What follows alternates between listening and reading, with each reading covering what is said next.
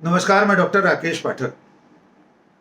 लोकसभा चुनाव के लिए इस वक्त पूरे देश में माहौल गरमाया हुआ है।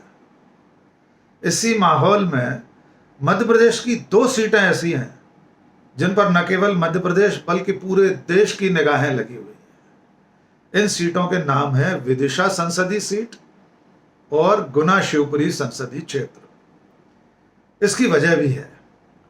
विदिशा से प्रत्याशी हैं, भारतीय जनता पार्टी की तरफ से प्रत्याशी हैं 4 बार के मुख्यमंत्री, 5 बार सांसद रह चुके शिवराज सिंह चौहान।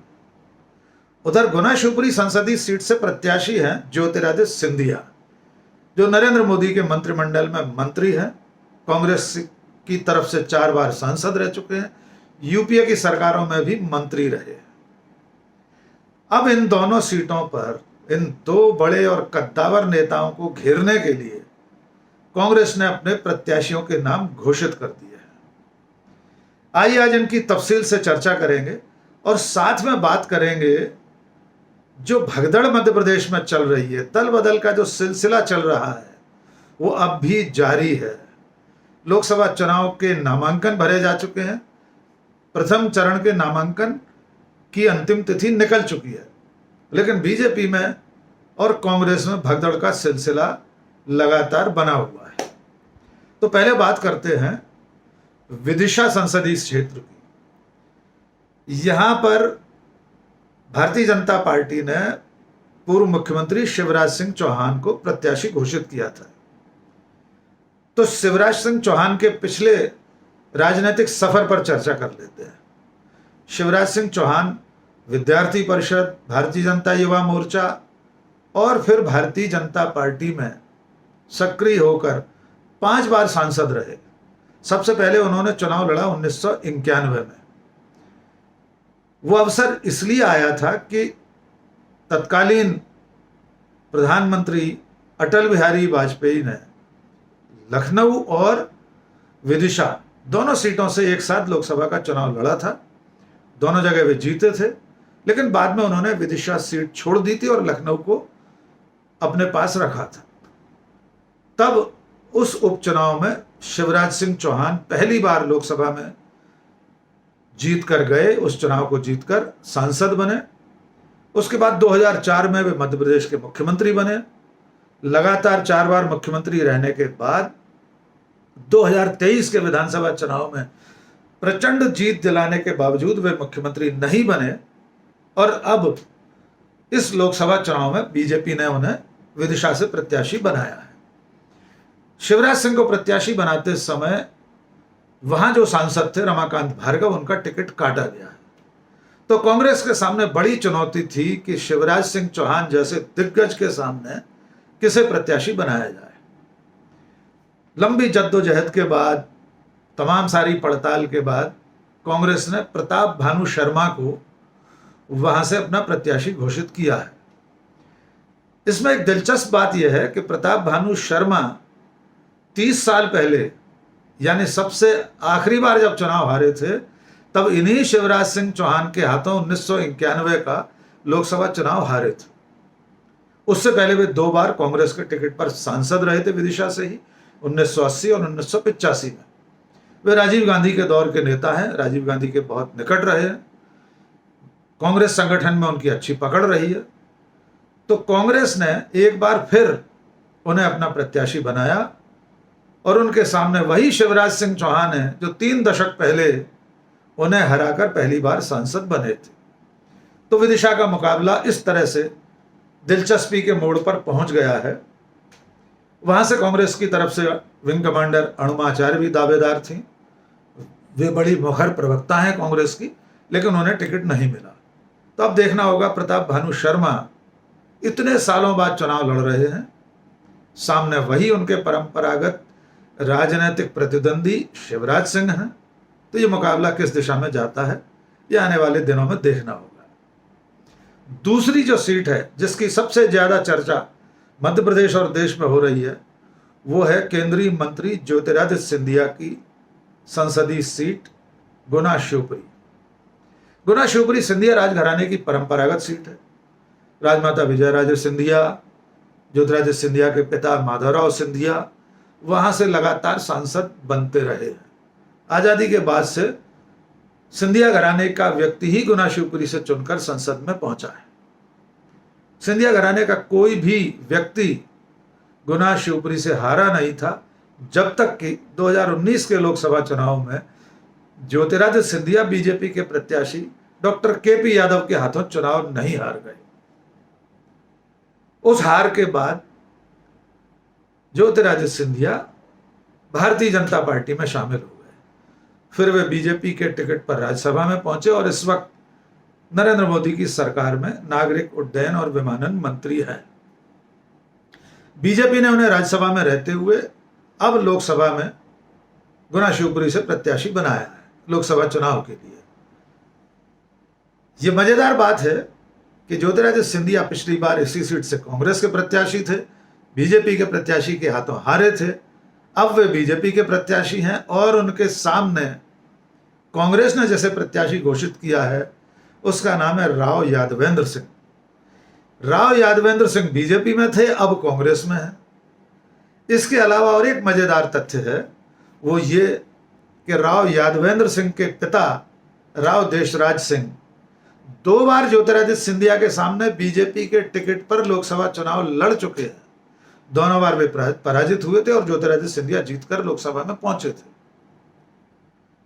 राजनीति की उलटबांसी ऐसी चली, राजनीति का पहिया इस तरह घूमा कि ज्योतिरादित्य सिंधिया कांग्रेस छोड़कर बीजेपी में आ गए, राव यादवेंद्र सिंह बीजेपी छोड़कर कांग्रेस में आ गए।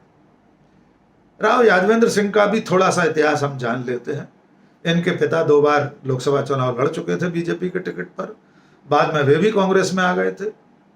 राव यादवेंद्र सिंह खुद बीजेपी में थे। 2023 के विधानसभा चुनाव से ऐन पहले बीजेपी छोड़कर कांग्रेस में आए। कांग्रेस ने उन्हें अशोकनगर जिले की मुंगावली सीट से टिकट दिया, लेकिन वे बृजेंद्र सिंह यादव जो बीजेपी के प्रत्याशी थे उनके हाथों विधानसभा चुनाव हार गए। तो ये समय का पहिया ऐसे घूमता हुआ जो जहां था वहां से दूसरी पार्टी में पहुंचा और आज फिर एक बार आमने सामने है। यादवेंद्र सिंह के सामने चुनौती है कि वे अपने पिता की 2 बार की हार का सिंधिया से बदला ले पाते हैं या नहीं। खुद यादवेंद्र सिंह जिला पंचायत के सदस्य हैं। उनके पूरे परिवार में 6 लोग स्थानीय निकायों में चुनकर आ चुके हैं। उनकी पत्नी जनपद की सदस्य हैं, उनके भाई जिला पंचायत के सदस्य हैं, उनकी मां जनपद जिला पंचायत की सदस्य हैं। इस तरह से पूरा परिवार राजनीति में है। एक एंगल और है यादवेंद्र सिंह के प्रत्याशी बनने में, वो कौन है? उनका यादव होना।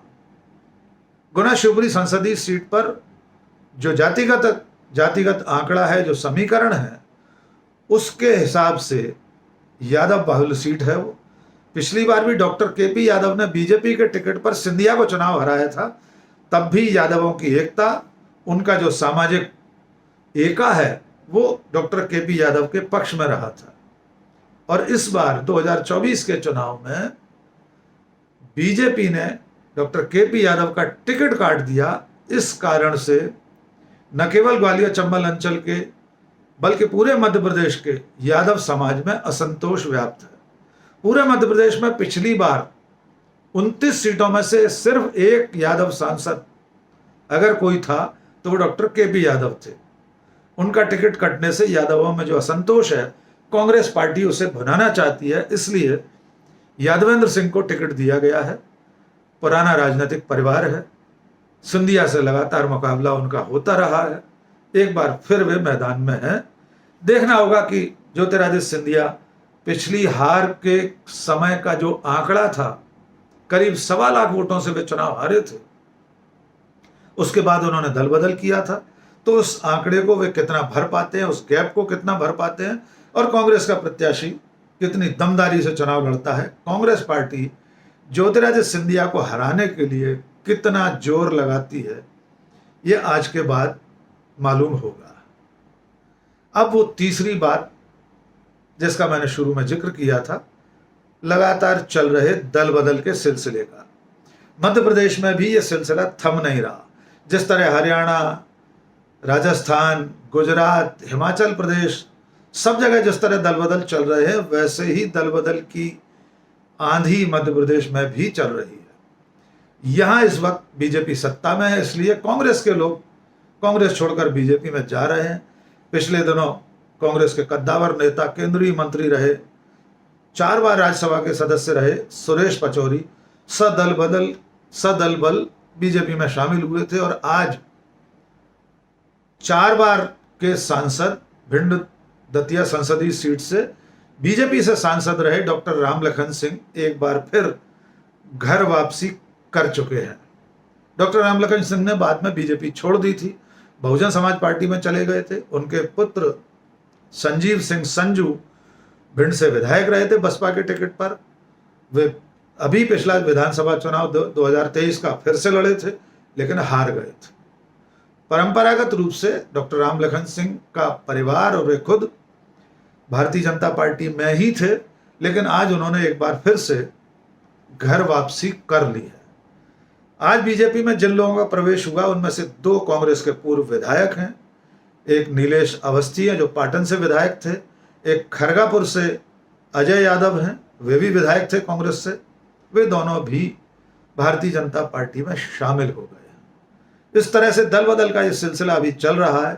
कुछ दिनों पहले पूर्व गृह मंत्री और दल बदल के लिए पार्टी में प्रवेश के लिए जिन्हें इंचार्ज बनाया गया है डॉक्टर नरोत्तम मिश्रा, जो खुद अपना चुनाव हार गए थे, लेकिन पार्टी ने अभी उन्हें ये जिम्मेदारी दी है कि जो लोग बीजेपी में आना चाहें उन्हें वे लेकर आएं। उन्होंने दावा किया था डॉक्टर नरोत्तम मिश्रा ने कि विधानसभा चुनाव के बाद से अब तक 2-2.5 महीने में 16,000 कांग्रेसी कार्यकर्ता बीजेपी में शामिल हो चुके हैं।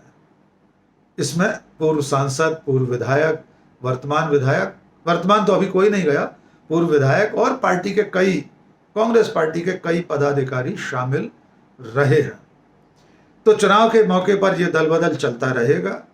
फिलहाल ज्योतिरादित्य सिंधिया और शिवराज सिंह चौहान जैसे 2 कद्दावर नेताओं को कांग्रेस ने उन्हीं के घर में घेरने की कोशिश की है।